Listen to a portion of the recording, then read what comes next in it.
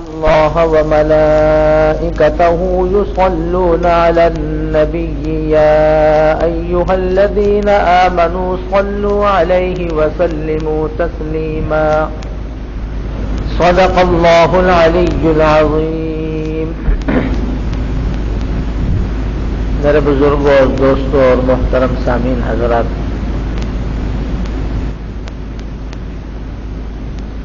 قرآن مجید کی آیت کریمہ 22 سپارہ سورہ احزاب کی ایک آیت ہے.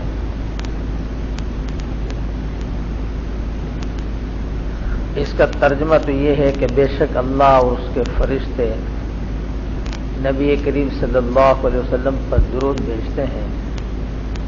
اے ایماندارو، تم بھی حضور صلی اللہ علیہ وسلم پر صلاۃ و سلام بھیجو.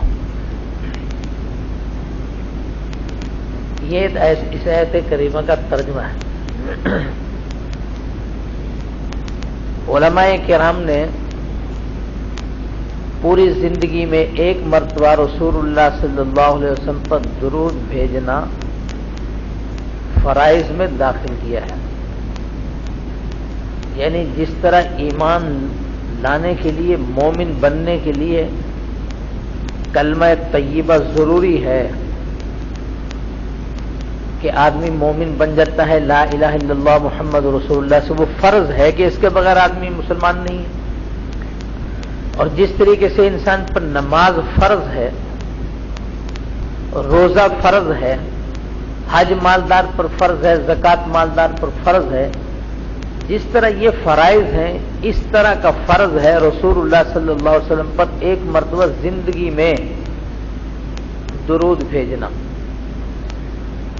بعض حضرات نے واجب لکھا ہے. واجب اور فرض میں عملاً کوئی فرق نہیں ہے، اگرچہ اعتقاداً فرق ہے کہ فرض جو چیز ہوتی ہے اس کا منکر کافر ہو جاتا ہے، اور واجب کا منکر فاسق اور فاجر ہوتا ہے، کافر نہیں ہوتا.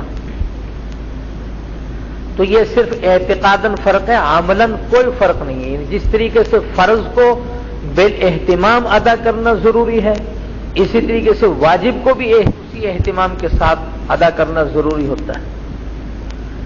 تو بہرحال، اور جس مجلس میں رسول اللہ صلی اللہ علیہ وسلم کا بار بار نام آوے تو وہاں پر ہر مرتبہ صلی اللہ علیہ وسلم کہنا سنت اور مستحبات میں سے ہے. اور درود شریف کے وہ کلمات جو احادیث سے معصور ہیں، منقول ہیں، ان سب میں افضل ترین درود تو درود ابراہیمی ہے جو تحیات کے بعد نماز میں پڑھا جاتا ہے. بالاتفاق تمام درودوں میں سب سے افضل درود یہی ہے. اور اس کے بعد وہ جو رسول اللہ صلی اللہ علیہ وسلم کی لسان صادق سے احادیث میں وارد ہوئے ہیں کلمات، کہ انہی کے ساتھ حضور علیہ السلام پر درود بھیجا جاوے. اب اس کی اہمیت اتنی کیوں ہے؟ اس وجہ سے کہ آپ حضرات نے وہ حدیث سنی کہ رسول اللہ صلی اللہ علیہ وسلم خطبہ دینے کے لیے ممبر پر جب تشریف لے جانے لگے تو پہلی سیڑھی پر قدم مبارک رکھتے وقت بھی آمین فرمایا، دوسری پر بھی آمین فرمایا، تیسری پر بھی آمین فرمایا، اور اس کے بعد خطبہ دیا. جب خطبے سے فارغ ہوئے تو صحابہ کرام نے پوچھا اور عرض کری کہ اللہ کے رسول، بغیر دعا کے آج آپ کی زبان مبارک سے آمین کے کلمات سنے گئے. یہ تو دعا کے ساتھ ہوتے ہیں، کوئی دعا کرے تو اس کے بعد آمین کہا جاتا ہے. آپ نے آمین فرمائی جبکہ اس سے پہلے دعا کوئی نہیں تھی. تو آپ نے ارشاد فرمایا کہ اصل میں جب ممبر پر چلنے لگا ہوں تو میرے سامنے سید الملائکہ جبرائیل علیہ السلام تھے، اور انہوں نے 3 دعائیں کری. وہ دعائیں نہیں ہیں، بد دعائیں ہیں. وہ 3 بد دعائیں کری ہیں انہوں نے. ایک یہ ہے کہ وہ آدمی تباہ اور برباد ہو جاوے اور اللہ کی رحمت سے دور ہو جاوے جو اپنے والدین دونوں کو یا دونوں میں سے ایک کو بڑھاپے کی حالت میں پاوے اور ان کی خدمت کر کے اللہ تعالیٰ سے اپنی نجات نہ کرا سکے. وہ آدمی تباہ اور برباد ہو. جبرائیل علیہ السلام نے بد دعا کری تو میں نے آمین کہی. دوسرے پر پھر ارشاد فرمایا کہ وہ آدمی بھی تباہ اور برباد ہو اور اللہ کی رحمت سے دور ہو جاوے جو رمضان مبارک کا مقدس مہینہ جس میں اللہ رب العزت کی رحمتیں موسلا دھار بارش کی طرح سے برستی ہیں، اس مہینے میں بھی جو آدمی اللہ تعالیٰ کی عبادت کر کے روزے رکھ کے تراویحوں میں قرآن مجید سن کے توبہ اور استغفار کے ذریعے سے اپنی بخشش نہ کرا سکے تو اس کی بخشش کی بھی کوئی صورت نہیں ہے، یہ آدمی بھی تباہ اور برباد ہو۔ تو میں نے اس پر بھی آمین کہہ دیا۔ تیسرے نمبر پر ارشاد فرمایا کہ وہ آدمی بھی تباہ اور برباد ہو جو آپ کا نام نامی اس میں گرامی سنے اور آپ پر درود نہ بھیجے، وہ آدمی بھی تباہ اور برباد ہو جائے۔ میں نے اس پر بھی آمین کہا۔ اب میرے دوستوں اور بزرگوں، ہم خود سوچ سکتے ہیں اس میں کہ جبرائیل علیہ السلام جو سید الملائکہ ہیں وہ تو بد دعا کرنے والا ہوں، اور سید الخلائق یعنی ساری مخلوق کا سردار اللہ کے بعد بزرگ ترین ہستی رسول کریم صلی اللہ علیہ وسلم اس پر آمین کہنے والے ہوں۔ اور اس خطبے کے لیے تشریف لے جانے سے عام طور پر معلوم ایسا ہوتا ہے کہ جمعے کا دن تھا، کیونکہ خطبے کے لیے آپ تشریف لے جا رہے تھے، تو معلوم ہوتا ہے کہ یہ عام خطبہ نہیں تھا بلکہ جمعے کے دن کا خطبہ تھا، اس لیے جمعے کا دن ہو۔ اور پھر یہ کہ یہ جو خطبے کا وقت ہوتا ہے یہ ایک قول کے مطابق ساعت اجابت اس میں ہے، یعنی کہ جمعے کے دن میں ایک گھڑی ایسی ہے جس میں اللہ تعالیٰ سے جو دعا مانگی جائے قبول ہو جاتی ہے جمعے کے دن میں، اور ہر جمعے میں یہ ساعت آتی ہے، ہر جمعے کو پورے سال میں کوئی ایک جمعہ ایسا نہیں ہے، یہ صرف رمضان مبارک کا جمعہ نہیں ہے بلکہ رمضان غیر رمضان ہر 8 دن کے بعد جمعے آنا ہے، اس کے اندر ایک ساعت اجابت یعنی قبولیت کی گھڑی رکھی گئی ہے کہ اس میں جو بندہ مانگے اللہ رب العزت اس کو قبول فرما لیتے ہیں دعا کو۔ تو وہ ساعت اجابت کون سے وقت میں ہے، وہ قبولیت کی گھڑی کون سے وقت میں، اس میں ائمہ کرام کے مختلف اقوال ہیں، جس میں سے ایک قول یہ ہے کہ جمعے کے وقت خطبے کے وقت ہے۔ تو گویا کہ اس قول کے مطابق ساعت اجابت بھی ہو، جمعے کا دن بھی ہو، اور سید الملائکہ کی بددعا ہو اور سید الخلائق کی اس کے اوپر آمین ہو، تو قبولیت کی اس سے زیادہ اور کیا امید ہو سکتی، یعنی قبولیت کے انتہائی قریب ہے۔ تو اس وجہ سے میرے دوستوں اور بزرگوں، یہ درود شریف کیوں رکھا گیا؟ اس وجہ سے کہ رسول کریم صلی اللہ علیہ وسلم کے احسانات کتنے ہیں مخلوق پر، اس امت پر کتنے احسانات ہیں۔ ایک صحابی کہتے ہیں کہ رسول اللہ صلی اللہ علیہ وسلم کو جب بھی میں نے دیکھا کانت دائم الفکرت متواصل الاحزان، جب بھی میں نے دیکھا تو ہمیشہ فکر میں اور مسلسل غموں میں نظر آئے، یعنی جیسے ہم بھی ایک دوسرے کی شکل صورت سے محسوس کر جاتے ہیں کہ یہ آدمی غم میں ہے، کسی پریشانی میں ہے، وہ صحابی رسول کہتے ہیں جب بھی رسول اللہ صلی اللہ علیہ وسلم کو دیکھا گیا کانت دائم الفکرت، ہمیشہ فکر جس پر مسلط۔ تو آپ صلی اللہ علیہ وسلم پر فکر کس بات کی تھی؟ آپ صلی اللہ علیہ وسلم کو تجارت میں خسارے کی فکر تھی، کو مال و دولت کو بڑھانے کی فکر تھی، کیا اپنی جائیداد بنانے کی فکر تھی؟ اللہ رب العزت نے کیا کچھ آپ کو نہیں دیا تھا؟ سب کچھ آپ کو دے رکھا تھا، اس لیے کہ غنى قلب سب سے بڑی دولت ہے جو رسول کریم صلی اللہ علیہ وسلم کو حاصل تھی۔ تو اس کے باوجود بھی آپ متواصل الاحزان، مسلسل فکر میں کیوں رہتے تھے؟ اس وجہ سے کہ آپ صلی اللہ علیہ وسلم کو اپنی امت کی فکر تھی۔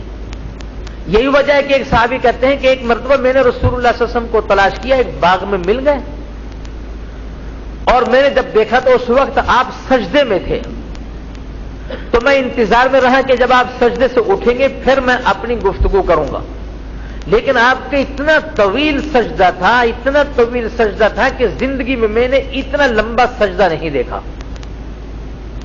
بلکہ اتنا طویل سجدہ تھا کہ مجھے اس بات کا اندیشہ ہوا کہ شاید رسول کریم صلی اللہ علیہ وسلم کی روح اقدس پرواز ہی نہ کر گئی ہو، اتنا لمبا سجدہ۔ ایسے محسوس ہوا مجھے جیسے حضور صلی اللہ علیہ وسلم سجدے کی حالت میں ہو اور روح نکل کے نہ چلی گئی، یعنی آپ کا رحلت ہی نہ ہو گئی ہو۔ تو مجھے اس بات کا اندیشہ ہوا اور میرے جی میں آئی کہ میں ہاتھ لگا کر کے رسول اللہ صلی اللہ علیہ وسلم کو سجدے کی حالت میں تھوڑا محسوس تو کروں کہ آپ حیات میں ہیں کہ نہیں۔ تو اس حالت میں تھے کہ کافی دیر کے بعد آپ نے سجدے سے سر اٹھایا۔ جب آپ فارغ ہوئے تو میں نے عرض کری کہ اللہ کے رسول اتنا طویل سجدہ کہ میں تو آپ کے متعلق یہ گمان کر بیٹھا تھا۔ آپ نے ارشاد فرمایا کہ اصل میں जिब्राईल अलैहिस्सलाम आए थे और उन्होंने आकर के मुझको ये खुशखबरी और बशारत सुनाई है कि ऐ मोहम्मद सल्लल्लाहु अलैहि वसल्लम, क्या आप इस बात पर खुश नहीं है कि आपका उम्मती अगर एक मर्तबा आप पर दुरूद भेजे तो हम 10 मर्तबा उस पर रहमत नाजिल करें। एक मर्तबा तो हम उस पर 10 मर्तबा रहमत नाजिल करें। क्या आप इस बात पर खुश नहीं है? तो मैंने कहा मैं इस बात पर खुश हूं। अब आप इस पर अंदाजा लगाइए। आपने इरशाद फरमाया कि मैंने इस खुशी में इतना तवील सजदा किया है।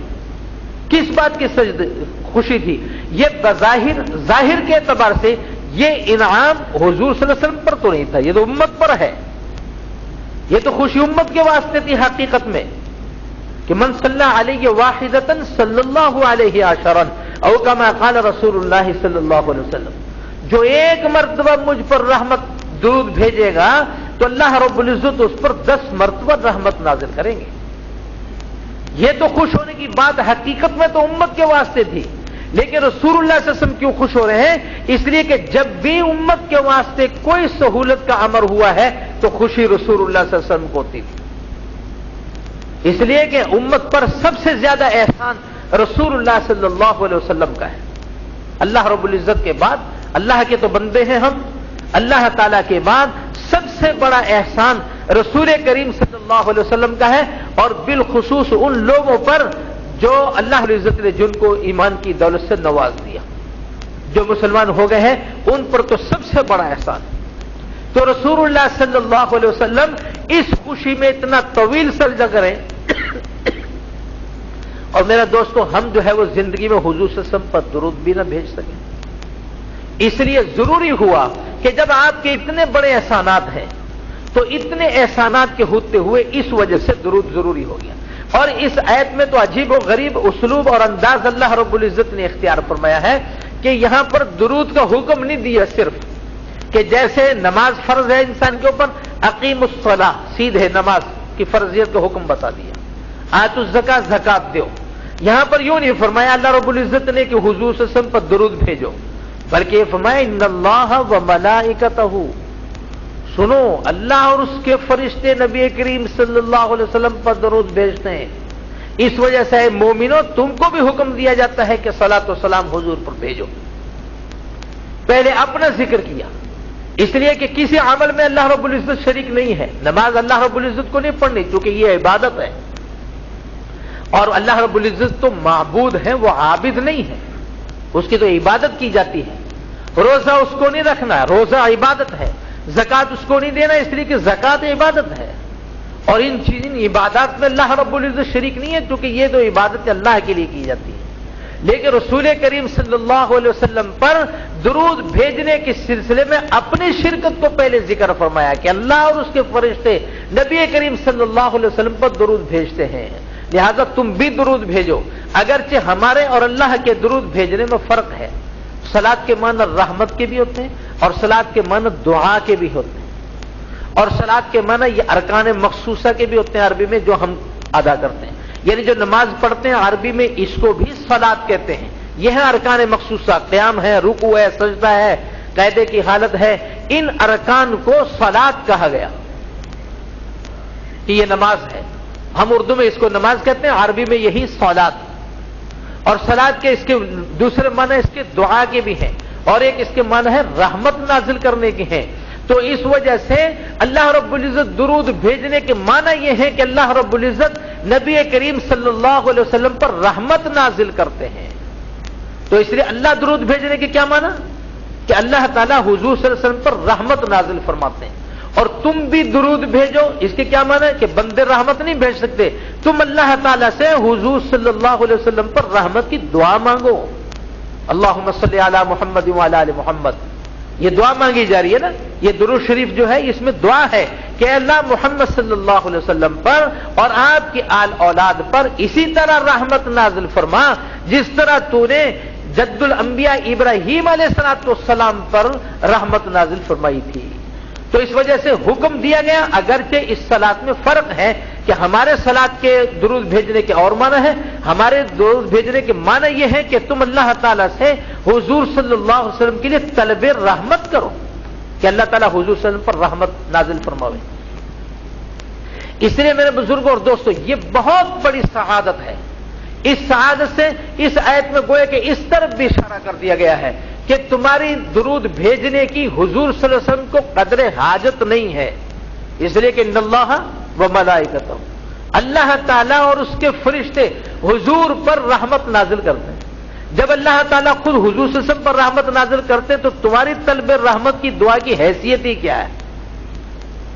اس وجہ سے یہ بتا دیا گیا ہے کہ حضور صلی اللہ علیہ وسلم کو تو اس کا جو فائدہ ہوگا تو ہوگا، حقیقت میں خود تم محتاج ہو. تم اس بات کے محتاج ہو کہ رسول کریم صلی اللہ علیہ وسلم کو اپنی دعاؤں میں یاد رکھو اور آپ کے واسطے طلب رحمت کی دعا کرو، یعنی درود شریف پڑھو.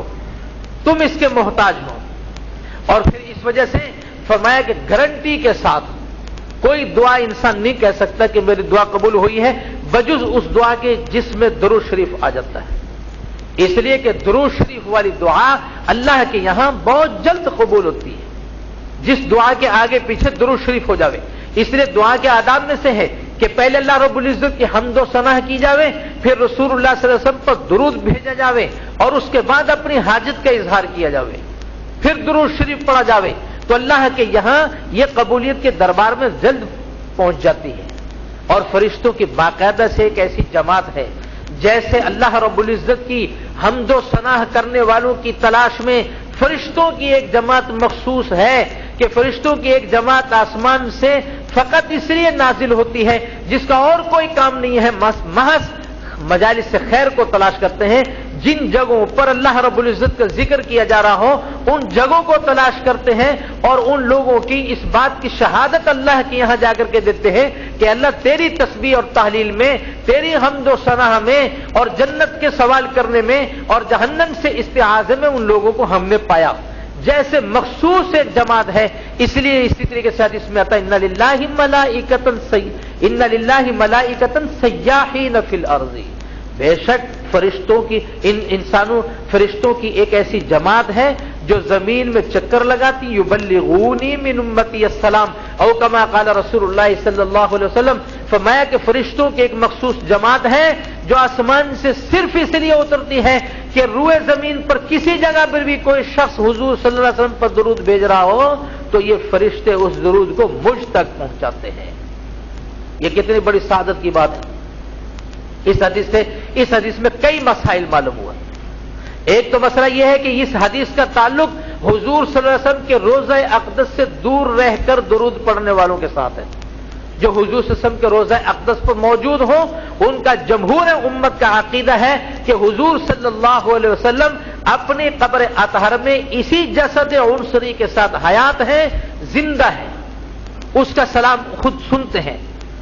اور حدیث صحیح میں اس کا ذکر ہے.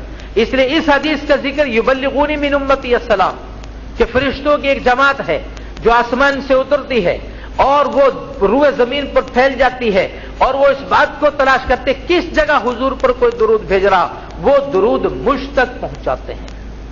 یہ ان لوگوں کے ساتھ تعلق ہے جو روزہ اطہر سے دور ہوں.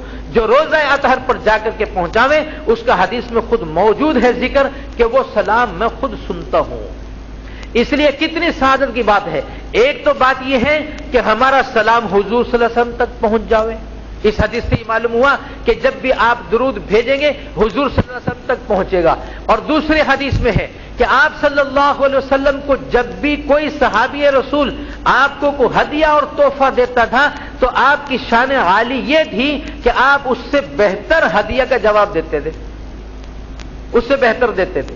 یعنی کوئی صحابی ایسا نہیں جو رسول اللہ صلی اللہ علیہ وسلم کے پاس قیمتی سے قیمتی جو ہدیہ بھی لے کر کے آیا ہو، آپ صلی اللہ علیہ وسلم زندگی میں اس کا بدلہ اس سے بہتر صورت میں چکا دیتے تھے. تو جب یہ ہمارا ہدیہ درود شریف یہ ہدیہ ہے، یہ ایک تحفہ ہے. جب آپ درود شریف پڑھیں گے یہ تحفہ رسول کریم صلی اللہ علیہ وسلم کے پاس پہنچے گا تو آپ صلی اللہ علیہ وسلم اپنی شان عالی کے مطابق ہم کو بھی اس سے بہتر جواب دیں گے اور اس سے بہتر تحفہ دیں گے. اور وہ کیا ہوگا کہ رسول اللہ صلی اللہ علیہ وسلم ہمارے واسطے دعا کریں گے. اب ظاہر بات ہے کہ صحابہ کرام کی طرح جس طرح صحابہ کرام تھے جب کوئی پریشانی ہوتی تھی تو حضور کے دربار اقدس میں حاضر ہو کر دعا کی درخواست کر دیتے تھے. ہم تو اس طرح درخواست نہیں کرتے. ہمارے سامنے تو رسول کریم صلی اللہ علیہ وسلم موجود نہیں ہے کہ ہم حضور سے کہیں کہ آپ ہمارے واسطے دعا کریں. آپ کی دعا میں شریک ہونے کا اور آپ سے دعا لینے کا بہترین طریقہ درود شریف ہے کہ جب انسان درود شریف پڑھتا ہے اور حضور صلی اللہ علیہ وسلم پر کثرت کے ساتھ درود پڑھیں تو یہ درود حضور تک پہنچایا جاتا ہے.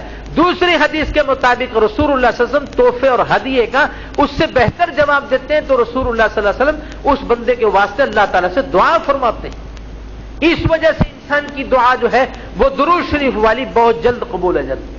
تو ایک تو یہ بات معلوم ہوئی اس سے کہ ہمارا درود پہنچایا جاتا ہے. دوسرا یہ حدیث سے صاف معلوم ہوتا ہے کہ اس کا میں جواب دیتا ہوں. بعض احادیث سے معلوم ہوتا ہے کہ نام کے ساتھ درود جو پہنچایا جاتا ہے تو اللہ رب العزت رسول اللہ صلی اللہ علیہ وسلم تک جو درود پہنچاتے ہیں آپ بھی اس کے نام کے ساتھ دعا کا جواب دیتے ہیں اور اس درود کا جواب دیتے ہیں. اب یہ کتنی بڑی سعادت کی بات ہے میرے دوستوں کہ رسول کریم صلی اللہ علیہ وسلم کی زبان مبارک سے ہم جیسوں کا نام آ جاوے اس مجلس میں. اس لیے فرمایا کہ جو ذکر جو کیا جاتا ہے مثال کے طور پر سبحان اللہ الحمدللہ اللہ اکبر وغیرہ یہ جو ذکر کیا جاتا ہے اس میں اس اذکار میں دوسری کیفیات کا انسان کو منتظر نہیں ہونا چاہیے. کیفیات کا ان کیفیات کا انسان تصور کر سکتا ہے بلکہ کرنا چاہیے جو موعود ہیں جن کا ذکر خود قرآن مجید اور حدیث میں ہے. تو ذکر کرنے والے کے لیے کون سی چیز موعود ہے؟ قرآن مجید میں فذکرونی اذکرکم. جب آپ ذکر کرنے کے لیے بیٹھیں تو اس بات کا تصور کریں کہ اللہ رب العزت نے کیا وعدہ کیا؟ فذکرونی اذکرکم. تم مجھے یاد کرو میں تمہیں یاد کروں گا. یہ کتنی بڑی. تو جب آدمی ذکر کرنے لگے تو آدمی اس بات کا تصور کرے کہ اللہ رب العزت کا میں ذکر کر رہا ہوں. اللہ رب العزت عرش عظیم پر ملائے اعلیٰ میں میرا تذکرہ فرما رہے ہیں. اب یہ کتنی بڑی سعادت کی بات ہے. اس وقت ارکان دولت میں اسمبلی میں کسی کا اچھائی کے ساتھ تذکرہ ہو جاوے تو جناب وہ پھولا نہیں سماتا. حالانکہ اس اسمبلی کی حیثیت ہی کیا ہے؟ اس لیے کہ ہم جیسے انسان ہیں یہ تو اور انسان کا تذکرہ آ جاوے اللہ رب العزت کے دربار میں ملائے اعلیٰ میں تو اس کی صورت کیا ہے کہ آپ اللہ کا ذکر کرنے بیٹھ جاؤیں. تو قرآن مجید میں اللہ تعالیٰ نے وعدہ فرمایا ہے فذکرونی اذکرکم. تم میرا ذکر کرو میں تمہارا ذکر کروں گا. میں اللہ تعالیٰ بندے کا کیا ذکر کرتے ہیں؟ اللہ تعالیٰ فرشتوں پر فخر کرتا ہے. اس بندے کا نام لے کر کے فخر کرتا ہے کہ دیکھو اس کے ساتھ حاجات بھی ہیں بشری تقاضے بھی ہیں بیوی بچوں کی ضرورتیں بھی ہیں. اس سب کے باوجود یہ خلوت میں تنہائی میں مجھے یاد کر رہا ہے. کون سی چیز اس کو مجبور کر رہی ہے یاد کرنے پر؟ یہ اللہ رب العزت ہمارا تذکرہ کرتے ہیں. تو رسول کریم صلی اللہ علیہ وسلم کی زبان مبارک سے میرے دوستو ہمارا نام نکلا ہوئے کتنی بڑی سعادت کی بات ہے. یہ جب ہے جب انسان درود شریف پڑھتا ہے. تو دوسرا یہ معلوم ہو گیا کہ درود پہنچایا جاتا ہے. دوسرا یہ ہے کہ آپ سلام کا باقاعدہ سے جواب دیتے ہیں. تیسرا یہ ہے کہ نام لے کر جواب دیتے ہیں کہ فلاں ابن فلاں کو میری طرف سے بھی سلام ہو. یہ کتنی بڑی سعادت کی بات ہے.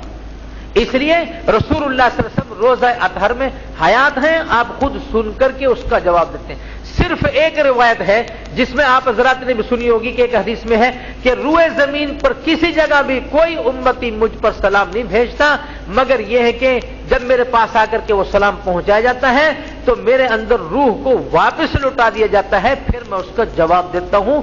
اس روایت سے معلوم ہوتا ہے کہ حضور روزہ اطہر میں حیات نہیں ہے. صرف ایک روایت ہے اس کا جواب بھی آپ حضرات سن لیں. اس روایت معلوم جمہور امت کا مسلک یہ ہے کہ حضور صلی اللہ علیہ وسلم روزہ اطہر میں حیات ہے. اور حدیث میں ہے واضح طور پر کہ جو میرے روزے پر آ کر کے مجھ کو سلام کرتا ہے میں خود سن کر کے اس کا جواب دیتا ہوں. لیکن یہ روایت جو ہے اس روایت سے پتہ چلتا ہے کہ حضور روزہ اطہر میں زندہ نہیں ہے. کیوں؟ ارشاد فرمایا کہ جب بھی مجھ تک کو سلام پہنچایا جاتا ہے تو میرے اندر روح کو واپس سے لوٹایا جاتا ہے. واپس آ جاتی ہے تو پھر میں اس کے سلام کا جواب دیتا ہوں. روح کی واپسی سے پتہ چلتا ہے کہ حضور روزہ اطہر میں زندہ نہیں ہے. صرف یہ ایک روایت ہے.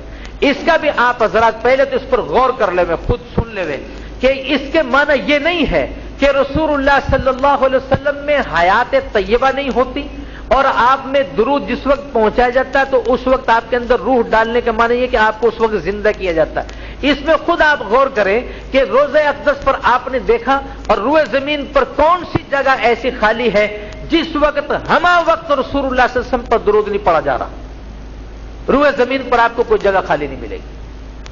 किसी न किसी जगह पर इंसान जो है हुजूर सल्लल्लाहु अलैहि वसल्लम पर दुरूद भेज ही रहे हैं। रोजा अक़दस पर हाजिरी वालों ने भी इसका मुशाहिदा किया है कि बजुज रात की कुछ घड़ियों के और नमाज जिस वक्त खड़ी हो जाती है उसके अलावा हमा वक्त वहां पर सलात व सलाम पढ़ने वाले लोग मौजूद हैं। तो क्या रसूलुल्लाह सल्लल्लाहु अलैहि वसल्लम में 24 घंटे यह अमल जारी है कि आपके जसद अतहर से रूह को निकाला जा रहा, फिर रूह डाली जा रही है, फिर रूह निकाला जा रही है, फिर उसके अंदर रूह को डाला जा रहा है? यह तमाशा रसूलुल्लाह सल्लल्लाहु अलैहि वसल्लम के जसद अतहर के साथ नहीं है। इसलिए कि रूह का जिस्म से निकलना इंतहाई तकलीफ का बाइस है। रूह का जिस्म से निकलना इंतहाई तकलीफ का बाइस है। रूह जब जिस्म से निकलती है तो आसानी के साथ नहीं निकलती। तो क्या रसूलुल्लाह सल्लल्लाहु अलैहि वसल्लम को नऊज़ु बिल्लाह सुम्मा नऊज़ु बिल्लाह मिन ज़ालिक, क्या ये हमेशा अज़ियत यूं ही दी जा रही है आप सल्लल्लाहु अलैहि वसल्लम को कि आपके जसद अतहर से रूह को निकाला जाता है, फिर जब कोई आकर के आप पर दुरूद व सलाम भेजता है तो फिर आपके अंदर रूह को डाल दिया जाता है? ऐसा नहीं, बल्कि इस हदीस का मफहूम और मतलब जो जमहूर और उलमा और मुहद्दिसीन ने लिखा है वो समझने की जरूरत है। वो ये है कि रसूल करीम सल्लल्लाहु अलैहि वसल्लम की रूह तैयबा हमेशा मुशाहिदा बारी ताला में मुस्तगरक रहती है। इसका मतलब ये है हमेशा हमा वक्त हुजूर सल्लल्लाहु अलैहि वसल्लम की रूह अक़दस अल्लाह रब्बुल इज्जत के दीदार में और उसके मुशाहिदे में मुस्तगरक रहती है। जब कोई बंदा जा करके वहां पर दुरूद भेजता है वो इस्तिग़राक़ी कैफियत को खत्म किया जाता है। हुजूर सल्लल्लाहु अलैहि वसल्लम की तवज्जो को आलम दुनिया की तरफ मुतवज्जे किया जाता है। हुजूर सल्लल्लाहु अलैहि वसल्लम फिर बराह रास्त अपने उम्मती का सलाम सुनते हैं और उसका जवाब देते हैं। इसलिए जमहूर मुहद्दिस से लिखा है कि इसका मतलब ये नहीं है कि आपके अंदर रूह नहीं थी फिर डाली जा रही है, फिर निकाल लिया जाता है, फिर डाला जाता है। इसका माना यह नहीं है, बल्कि जब लोग वहां पर जाकर के सलात व सलाम पढ़ने वाले नहीं होते, रात का वक्त हो या नमाज खड़े होने का वक्त हो, ऐसे वक्त में रसूलुल्लाह सल्लल्लाहु अलैहि वसल्लम की रूह मुशाहिदा बारी ताला में मुस्तगरक हो जाती है कि उसको उसके आलम दुनिया की तरफ इल्तिफात और तवज्जो नहीं होती। इसको ताबीर किया गया। जब कोई जाकर के दुरूद भेजता है तो अल्लाह रब्बुल इज्जत जो है वो इस्तिग़राक़ी कैफियत को खत्म फरमा देते हैं। वो इस्तिग़राक़ी कैफियत जो अल्लाह हुजूर सल्लल्लाहु अलैहि वसल्लम की रूह अल्लाह रब्बुल इज्जत के दीदार की तरफ मुतवज्जे थी, उस इस्तिग़राक़ी कैफियत को खत्म करके आलम दुनिया की तरफ मुतवज्जे किया जाता है, जिसकी वजह से फिर रसूलुल्लाह सल्लल्लाहु अलैहि वसल्लम खुद सुनते हैं और उसके सलाम का जवाब देते हैं। इसलिए मेरे बुजुर्गों और दोस्तों ये बात हमारे जहन में होनी चाहिए कि हुजूर सल्लल्लाहु अलैहि वसल्लम के चूंकि एहसानात उम्मत पर बहुत ज्यादा है, इन एहसानात के पेश नजर हमारे जिम्मे में लाजिम है कि हम दुरूद का एहतिमाम करें। लेकिन दुरूद के लिए वो तो अल्फाज वो होना जरूरी है जो हदीस से मासूर और मनकूल है। इसलिए बिल इत्तिफाक अफजलुस सलावात सबसे बेहतरीन दुरूद दुरूद इब्राहिमी है जो अत्तहियात में पढ़ा जाता है। लेकिन अगर आप इसको नहीं पढ़ सकते तो दूसरे दुरूद भी आप याद कर सकते हैं। मुख्तसर दुरूद सल्लल्लाहु अलैहि वसल्लम है, मुख्तसर दुरूद, इसमें भी पूरा दुरूद है, क्योंकि सलात का भी जिक्र है, सलाम का भी जिक्र है सल्लल्लाहु अलैहि वसल्लम, और मुहद्दिसीन का गोया कि यही दुरूद है। इसलिए एक हदीस में अब्दुल्लाह इब्न मसूद रजी अल्लाह तआला अन्हु की रिवायत है, आपने इरशाद फरमाया कि हुजूर सल्लल्लाहु अलैहि वसल्लम का इरशाद है कि क़यामत में मेरे करीब सबसे ज्यादा जिसको कुर्ब हासिल होगा वो लोग होंगे जो मुझ पर कसरत के साथ दुरूद भेजते थे। क़यामत में हुजूर सल्लल्लाहु अलैहि वसल्लम का सबसे ज्यादा कुर्ब जिस शख्स को होगा, यह जरूरी है कि जैसे हुजूर सल्लल्लाहु अलैहि वसल्लम को हमारी जात के साथ ताल्लुक था कि हमारे सबसे ज्यादा खैर खा रसूल करीम सल्लल्लाहु अलैहि वसल्लम है। हदीस में आता है इन्ना औलन्ना से भी फिर दुनिया वल आखिरा, कि मैं सबसे ज्यादा इंसानों के लोगों के सबसे ज्यादा करीब खैर खाही के एतबार से मैं हूं सबसे ज्यादा। इक़राउ मा शिअ्तुम अन्नबिय्यु औला बिल मुमिनीन मिन अनफुसिहिम। इरशाद फरमाया कि अगर तुमको मेरी बात में कुछ शक हो तो पढ़ो कलाम बारी ताला। अल्लाह ताला इरशाद फरमा रहे अन्नबिय्यु औला बिल मुमिनीन मिन अनफुसिहिम, कि नबी करीम सल्लल्लाहु अलैहि वसल्लम मोमिनीन के साथ खैर खाही के एतबार से उनकी जात के एतबार से ज्यादा ताल्लुक रखते हैं। यानी हर इंसान अपने वास्ते इतना खैर खा नहीं है जितने के नबी करीम सल्लल्लाहु अलैहि वसल्लम खैर खा हैं, यह मतलब है। یعنی ہر آدمی اپنے واسطے خیر سوچتا ہے، بھلائی سوچتا ہے، تو کوئی انسان بھی اپنے واسطے اتنی بھلائی اور خیر سوچ ہی نہیں سکتا جتنا کہ میں ہر مومن کے واسطے سوچتا ہوں۔ اور قرآن مجید سے اپنے کلام کی تائید کو ارشاد فرمایا کہ اللہ جو بات میں نے کہی ہے یہی اللہ رب العزت نے بھی ارشاد فرما دی، النبی اولا بالمؤمنین من انفسہم۔ اس لیے ضروری ہے کسی وقت کی رعایت کے بغیر اور کسی بدعات اور رسومات کی رعایت کیے بغیر رسول کریم صلی اللہ علیہ وسلم پر درود بھیجا جاوے۔ اور فرمایا کہ کثرت کے ساتھ درود بھیجنے والوں میں کون آدمی شریک ہے جو 300 مرتبہ ایک کم از کم پڑھ لے اس کو، 300 مرتبہ۔ 100 مرتبہ کا تو ویسے ہی اہتمام کرنا چاہیے کہ 100 مرتبہ صبح کو اور 100 مرتبہ شام کو درود شریف کا اہتمام کرنا چاہیے، بہت ہی برکات ہیں اور دنیا اور آخرت کی بھلائیاں میرے دوستو اس کے اندر مضمر ہیں، دنیا اور آخرت کی بھلائیاں۔ علامہ جلال الدین سیوطی رحمہ اللہ تعالیٰ بہت بڑے محدث اور فقیہ گزرے اور بہت بڑے مصنف گزرے ہیں، اور اتنے بڑے مصنف گزرے ہیں کہ انہوں نے دین اور دنیا کے متعلق کوئی موضوع میرا خیال ایسا نہیں چھوڑا جس پر اس نے قلم اٹھا کر کے کتاب نہ لکھ دی ہو۔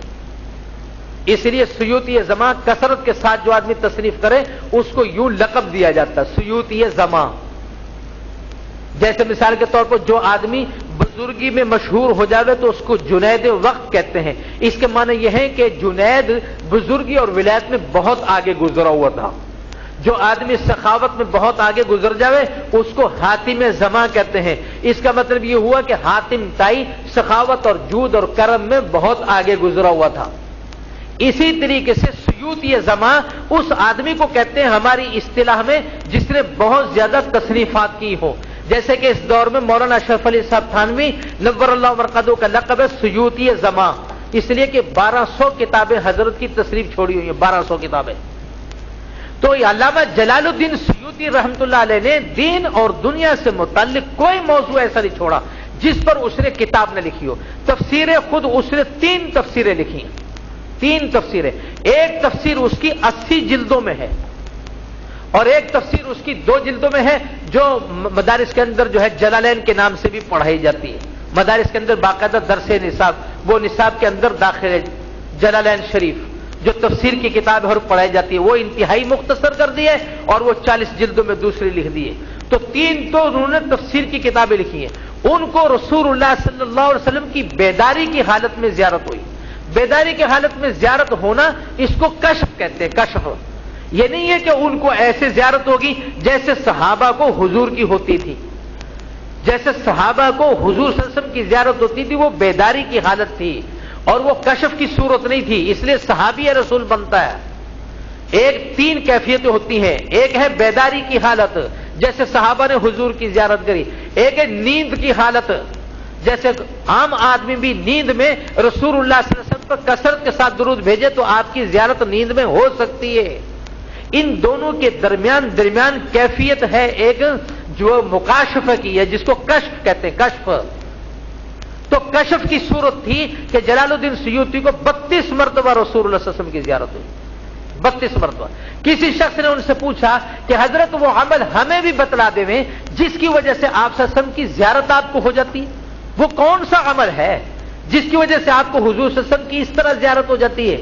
تو عرض کیا کہ بھائی میرے پاس تو کوئی ایسا خاص عمل نہیں ہے، البتہ اتنی بات ضرور ہے کہ اٹھتے بیٹھتے چلتے پھرتے سوتے جاگتے درود کا اہتمام کرتا ہوں، ہما وقت، اٹھتے وقت بھی بیٹھتے وقت بھی چلتے پھرتے درود شریف کا میں اہتمام کرتا ہوں، جاگنے میں بھی اور سونے میں بھی۔ سونے کا مطلب یہ ہے کہ درود شریف پڑھتے پڑھتے سو جاتا ہوں۔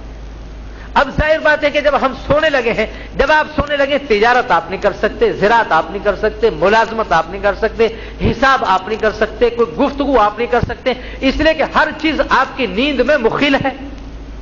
جب آدمی سونے لگا ہے تو ساری چیزوں سے اپنے دماغ کو فارغ کر کے ہی سوئے گا نا، دوسرے کام تو کر ہی نہیں سکتے۔ جب دوسرے کام کر نہیں سکتے تو کیوں نہ ہو کہ رسول اللہ صلی اللہ علیہ وسلم پر درود بھیجتے بھیجتے انسان کو نیند آ جاوے۔ اس سے اللہ تعالیٰ کی ذات سے قوی امید ہے کہ حضور صلی اللہ علیہ وسلم کی زیارت اس کو خواب میں ہو سکتی ہے۔ تو اس لیے فرمایا کہ بھائی میرے پاس کوئی ایسا خاص عمل نہیں ہے، البتہ یہ عمل ہو سکتا ہے کہ میں ہمہ وقت رسول اللہ صلی اللہ علیہ وسلم پر درود بھیجتا ہوں۔ اس لیے فرمایا کہ محدثین کل قیامت میں حضور صلی اللہ علیہ وسلم کے سب سے زیادہ قریب ہوں گے۔ کیوں؟ اس لیے کہ محدثین سے زیادہ حضور صلی اللہ علیہ وسلم پر درود آدمی بھیجنے والا شاذ و نادر آپ کو کوئی ملے گا۔ اس لیے کہ آپ اور میں دو بڑے اہتمام کے ساتھ تسبیح لے کر کے گوشے میں بیٹھ کر کے اللہم صلی علی محمد کی تسبیح مشکل سے 100 مرتبہ پڑھیں گے، اور محدث وہ دن اور رات حدیث سے پڑھاتا قال قال رسول اللہ صلی اللہ علیہ وسلم، ایک مرتبہ تو بلکہ ایک حدیث پڑھانے میں کئی مرتبہ رسول کریم صلی اللہ علیہ وسلم کا نام آتا ہے، تو محدث کو اپنی زبان سے کہنا پڑتا صلی اللہ علیہ وسلم، اور ایک حدیث میں ایک مرتبہ تو کم از کم اس کو کہنا ہے قال قال رسول اللہ صلی اللہ علیہ وسلم۔ اس لیے درود شریف کی کثرت میں محدث سے انسان بڑھ نہیں سکتا، چونکہ یہ حدیث چونکہ رسول اللہ صلی اللہ علیہ وسلم کا ارشاد عالی ہے، اس کی ایک یہ برکت ہے کہ حدیث پڑھنے پڑھانے والوں کو حضور صلی اللہ علیہ وسلم پر کثرت کے ساتھ درود بھیجنے کا موقع مل جاتا ہے۔ تو اس لیے ہمیں بھی میرے دوستوں اور بزرگوں اس بات کا اہتمام کرنا چاہیے کہ جب رسول کریم صلی اللہ علیہ وسلم نے ہم کو اتنا یاد رکھا ہے اور آپ کے اتنے احسانات ہیں، تو ہمارے ذمے میں بھی ضروری ہے کہ ہم درود کا اہتمام کریں۔ تو سب ساتھی کریں گے نا جی انشاءاللہ۔ ایک تو یہ بات ہے، اس میں دوسری بات یہ سمجھیے آپ کہ اس کے واسطے کوئی حد نہیں ہے، یہ دنیا اور آخرت کے آفات اور غموں کا بھی علاج ہے۔ دنیا اور آخرت آفات اور غموں کا بھی علاج ہے، جیسے آخرت میں اس کی وجہ سے اللہ رب العزت غموں کو دور فرماویں گے، حضور کا قرب انسان کو نصیب ہوگا، ایسے ہی دنیا میں بھی اللہ رب العزت آفات سے حفاظت فرماتے ہیں، غموں سے حفاظت فرماتے ہیں۔ اس لیے فرمایا کہ کثرت درود کے مواقع، یعنی جس وقت میں انسان کو درود کثرت کے ساتھ پڑھنی چاہیے، وہ کون کون سے مواقع ہیں؟ ان مواقع میں سے ایک موقع غم کے وقت کا ہے، کہ جس وقت آپ کو غم ہو، جس وقت آپ کو کوئی پریشانی لاحق ہو، تو آپ کثرت کے ساتھ رسول اللہ صلی اللہ علیہ وسلم پر درود بھیجیں، اللہ رب العزت آپ کے غم کا ازالہ فرما دے گا۔ اتنی بڑی سعادت کی بات ہے۔ تو اس وجہ سے اصل میں تو میرے دوستو ہمارا ہی اس میں فائدہ ہے۔ اس لیے ابی بن کعب رضی اللہ تعالیٰ عنہ صحابی رسول ہے، حضور کی خدمت میں حاضر اور آ کے عرض کری کہ اللہ کے رسول، میں نے اپنی دعاؤں کے لیے، اپنی ذات کے لیے مانگنے کے واسطے ایک وقت متعین کیا ہے، آپ فرماویں کہ اس میں آپ پر کتنے وقت درود بھیجا کروں۔ میں نے اپنے 24 گھنٹے میں ایک وقت فارغ کیا، مثال کے طور پر 24 گھنٹے میں 6 گھنٹے فارغ کیے، یہ مطلب ہے ان کے کہنے کا کہ میں نے اپنے 24 گھنٹے میں اپنی ذات کے واسطے مانگنے کے لیے ذکر و اذکار کروں گا، دعائیں مانگوں گا اپنی ذات کے لیے، دنیا اور آخرت کی بھلائیوں کے لیے میں اس میں مانگوں گا اللہ تعالیٰ سے۔ میں نے ایک ایسا وقت متعین کیا ہے، آپ ارشاد فرماویں کہ اس وقت مخصوص میں سے درود کے لیے کتنے وقت کو خاص کروں؟ آپ نے ارشاد فرمایا کہ جتنی تمہارا دل چاہے۔ آپ نے کوئی نہیں کہا کہ اس میں سے تم جو ہے اتنا درود مجھ پر بھیجا کرو، 1000 مرتبہ بھیجا کرو، 500 مرتبہ بھیجا کرو، 100 مرتبہ میں، یہ نہیں ارشاد فرمایا۔ ارشاد فرمایا جتنا تمہارا جی چاہے۔ تو کہتے ہیں میں نے عرض کری کہ اللہ کے رسول، اس وقت کا کیا تہائی حصہ آپ پر درود کے لیے وقف کر دوں؟ تہائی کا مطلب یہ کہ اگر میں نے اپنی ذات کے واسطے مانگنے کے لیے 6 گھنٹے متعین کیے ہیں تو اس کا تہائی 2 گھنٹے بنتے ہیں، تو کیا 2 گھنٹے آپ پر درود بھیجا کروں؟ یہ حدیث میں 6 گھنٹوں کا ذکر نہیں ہے، یہ میں نے مثال کے طور پر کہا آپ کو۔ انہوں نے تو یہ کہا کہ میں نے اپنا ایک وقت متعین کیا ہے کہ اس میں اپنی ذات کے واسطے مانگا کروں گا، دعا کیا کروں گا۔ اس وقت میں آپ ارشاد فرمائیں کہ آپ پر درود کے لیے کتنے وقت کو مختص کروں؟ آپ نے ارشاد فرمایا جتنا تیرا جی چاہے۔ میں نے عرض کری کہ 1/3 طے کر دوں۔ 1/3 میں نے جیسے مثال کے طور پر سمجھانے کے لیے عرض کیا آپ کے سامنے کہ 6 گھنٹے اگر انہوں نے وقف کرے ہوں، 6 گھنٹے کا تہائی جو ہے وہ 2 گھنٹے بنتا، تو کیا میں 2 گھنٹے آپ پر درود بھیجا کروں؟ 1/3 آپ نے فرمایا ٹھیک ہے، اگر بڑھاؤ تو تمہارے واسطے بہتر ہے، اگر بڑھاؤ زیادہ کرو تو تمہارے واسطے بہتر۔ تو میں نے عرض کری کہ اللہ کے رسول، کیا میں اپنے اس وقت کا نصف آپ پر درود بھیجنے کے لیے متعین کر دوں؟ نصف بنے گا اس کے 3 گھنٹے، نصف متعین کر دوں؟ تو آپ نے ارشاد فرمایا ہاں بہتر ہے، اگر بڑھاؤ تو تمہارے واسطے اور زیادہ نافع ہے۔ اس پر بھی فرمایا آپ نے۔ تو پھر میں نے عرض کری کہ اللہ کے رسول کیا میں 2/3 آپ پر درود بھیجنے کے لیے متعین کر دوں؟ 2/3 4 گھنٹے بڑھیں گے، کیا 4 گھنٹے آپ پر درود بھیجا کروں، 2 گھنٹے پھر دوسری ضرورتوں کے لیے وقف کر دوں؟ تو آپ نے ارشاد فرمایا بہتر ہے اگر تم بڑھاؤ تو تمہارے واسطے اور زیادہ نافع ہے۔ اس پر بھی آپ صلی اللہ علیہ وسلم نے یوں نہیں فرمایا ہاں ٹھیک ہے 2/3 وقت جو ہے وہ مجھ پر درود کے لیے وقف کر دو، ارشاد فرمایا ٹھیک ہے لیکن اگر زیادہ کرو اور وقت کو بڑھاؤ مجھ پر درود کے لیے تو تمہارے لیے اور زیادہ مفید ہے۔ تو فرماتے ہیں میں نے عرض کری کہ اللہ کے رسول پھر میں نے وہ سارا وقت ہی آپ پر درود کے لیے وقف کر دیا، تو سارے وقت میں سوائے آپ پر درود کے کوئی اور کام نہ کروں گا۔ آپ کی زبان مبارک سے ارشاد نکلا اذن تکفا ہمک، اذن تکفا ہمک، پھر تو تیرے سارے غم ختم کر دیے جائیں گے اور تیرے سارے گناہ مٹا دیے جائیں گے۔ اذن تکفا ہمک، اس حدیث سے پتہ چلتا ہے کہ واقعتاً اگر انسان کو کسی قسم کی کوئی پریشانی لاحق ہو تو اس کا علاج بھی رسول اللہ صلی اللہ علیہ وسلم پر درود بھیجنے میں رکھا گیا ہے۔ اس لیے کہ ابی بن کعب رضی اللہ تعالیٰ عنہ کو حضور نے یہ بشارت سنائی اذن تکفا ہمک، پھر تو تیرے سارے غم ہی، سارے ہموم و غموم ہی ختم کر دیے جائیں گے۔ اس لیے میرے بزرگوں دوستوں ہماری دنیا اور اخروی ساری بلائیاں اللہ رب العزت نے اس میں مضمر کر رکھی ہیں کہ دوسرے کام کاج کے ساتھ ساتھ ہمارے ذمہ میں یہ بھی ہے کہ رسول اللہ صلی اللہ علیہ وسلم پر درود کثرت کے ساتھ بھیجیں، اس کی وجہ سے آپ کو قرب نصیب ہوگا رسول اللہ صلی اللہ علیہ وسلم کا کل قیامت میں۔ اور یہ بھی یاد رکھیں کہ دنیاوی قرب ایک یہ بھی ہے کہ جیسے انسان روزہ اقدس پر پہنچ جاتا ہے، لیکن اس بات کے آپ حضرات سے اس بات کو عرض کرتے چلو، اصل میں اتباع سنت سے حضور کا قرب حاصل ہوتا ہے۔ ایک شخص دنیاوی جاہ و جلال کی بنیاد پر روزہ اقدس کے اندر بھی داخل ہو سکتا ہے۔ کتنے ایسے بادشاہ ہیں جو فاسق اور فاجر ہیں، حضور صلی اللہ علیہ وسلم کی 24 گھنٹے مخالفت کرتے ہیں اور زندگی آپ کی سیرت طیبہ کے خلاف گزارتے ہیں۔ غریب آدمی کو روزہ اقدس پر جانا بھی نصیب نہیں اور یہ قبر اطہر پر بھی پہنچ جاتا ہے۔ ہمیشہ یاد رکھیں جالی تک انسان پہنچ جاوے نہیں بلکہ روزہ اطہر کے اندر داخل ہو جاوے، قبر اطہر پر پہنچ جاوے۔ اگر حضور صلی اللہ علیہ وسلم کی سنتوں کی اتباع نہیں کر رہا یہ قریب ہوتے ہوئے بھی دور ہے، قریب ہوتے ہوئے بھی دور ہے۔ اگرچہ قبر اطہر پر کھڑا ہوا ہے مگر حضور کی سنتوں کی خلاف ورزی کرتا ہے، فرائض کو چھوڑتا ہے، حرام کا ارتکاب کرتا ہے۔ اگرچہ اتنا قریب پہنچ جاوے، اتنا قریب پہنچ جاوے کہ اس کے لیے روزہ اطہر کھل جاوے اور قبر اطہر کے اوپر جا کے کھڑا ہو جاوے، اتنا قریب ہونے کے باوجود بھی دور ہے۔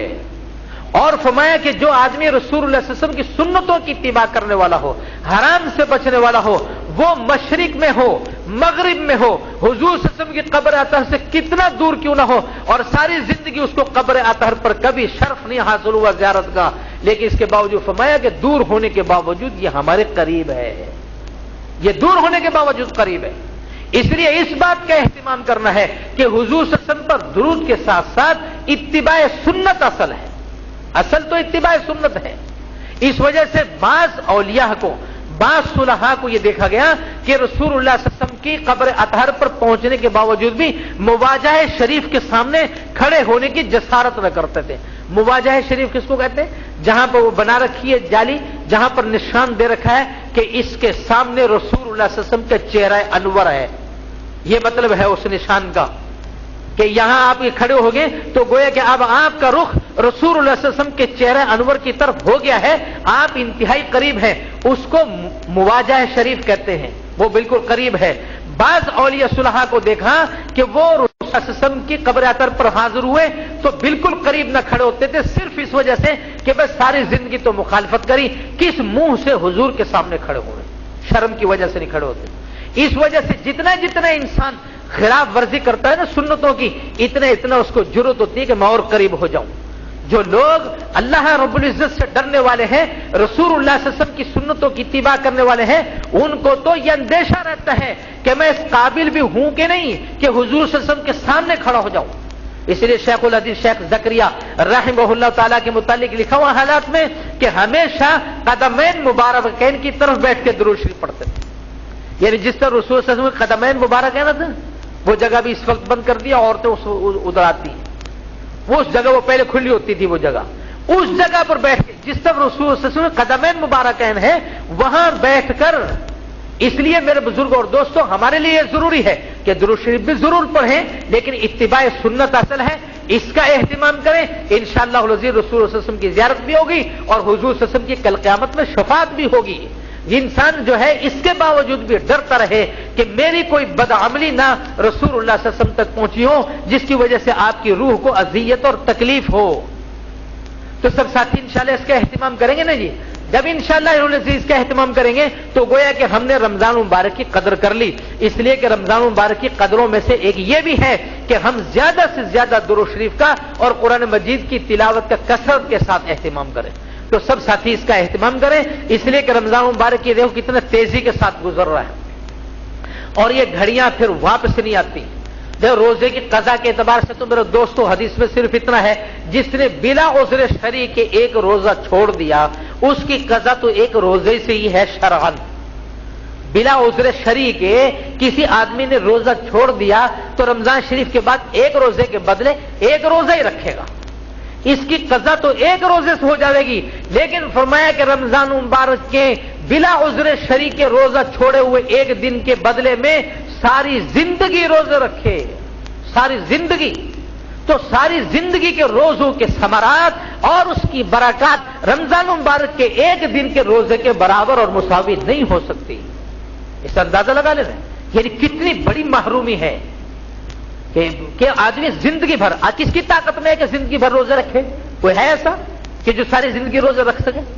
अव्वल तो ताकत में नहीं है। कोई आदमी जुर्रत करके रखना भी चाहे तो वैसे ही मकरूह है, इजाजत भी नहीं है उसकी।